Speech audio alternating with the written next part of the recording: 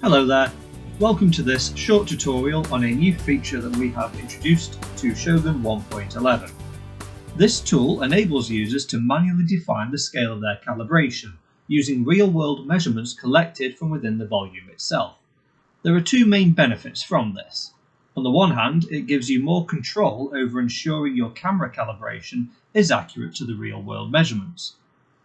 On the other, it means that if you have a large rigid object that is in a fixed location that you know the measurements of, you can use this to scale your volume for every session and ensure greater consistency between those sessions as a result. This is a very simple tool to use. All you need to do is make sure that there are at least 4 markers in the volume that you know the distances between. So let's get started.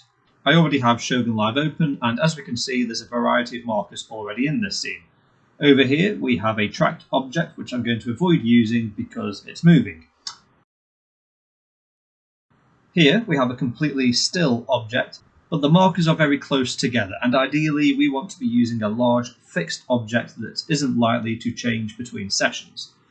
So if we turn our attention down to the floor, there are several markers which are a good distance away from each other that we can use. So I am going to select a subset of these and then come over to the tracking panel, and I'm going to create a new prop called My Calibration Prop 01. You can name this anything you like, it doesn't need to be that specific. So we have our prop created and it looks like any standard prop in Shogun would. One thing I am going to do is just come over to View Filters, and I'm going to turn off the sticks. Just so we can only see the markers. This is personal preference, again, not something you need to do. So I'm just going to change the angle of the viewport slightly so I can see the full prop, then come up to its listing in the tracking panel, right click and select Use for Camera Calibration. Now this panel summarises how the tool is used and gives us some basic information such as the wand we're using and the prop we are taking our measurements from. Now, since we are going to be interacting with the 3D scene, I want to move this to one side just so we can more easily see the prop we're interacting with. So next we want to select 2 markers that we know the distance between. When we select these, we can see that their names appear next to selected markers in the panel.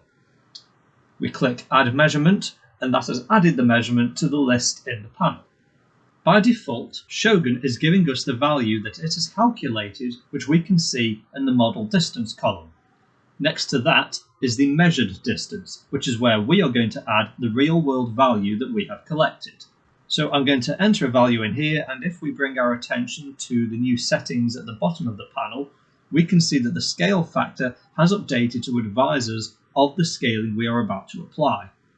Now we could just go straight to save, but the more measurements we add, the more confidence we can have that the scaling is accurate.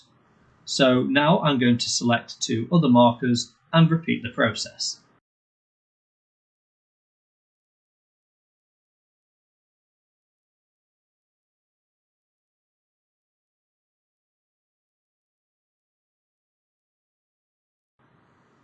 As we can see, once again, the scale factor has updated, and now we're happy with this, we can click Save. The scale of the volume in the UI will have updated, but as the difference between Shogun's default measurements and the real-world ones tends to be quite small, it's not always visually obvious. I'll come back to this shortly. Now, what if we made a mistake during this and we want to change something? If we go back into the tool, we can see a message advising us that scaling multiple times is not currently supported. So let's go over to the Camera Calibration panel and open the advanced settings of the wand wave section. At the top of this, we can see the wand currently being used, and in this case, it's the scaled prop that we just created. If we come down to the advanced settings in the volume setup, we see the same thing here. The icon to the left of this means that the 2 things are synced. So if we change the option under wand wave, it will change here too. So I'm going to set these back to the active wand 2, clear this calibration and load up the original calibration file that was made when we started this session. I'm also going to remove the calibration prop we created, since that will have been scaled as well, and basically repeat the whole process. So let's go in, select some markers, make a new prop that we want to calibrate with, Once again, let's use this for our camera calibration. And on this occasion, just to demonstrate that the visual representation of your calibration in the 3D scene does update in response to these changes, I'm going to add a completely incorrect value and hit save.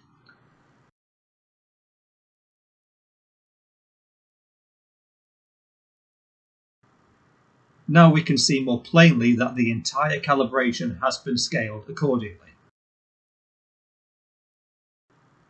And as before, if we go into OneWave in the camera calibration panel, we can see that it is using this new prop.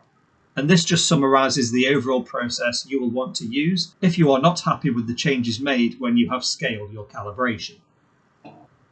So that is calibration scaling as introduced in Shogun 1.11.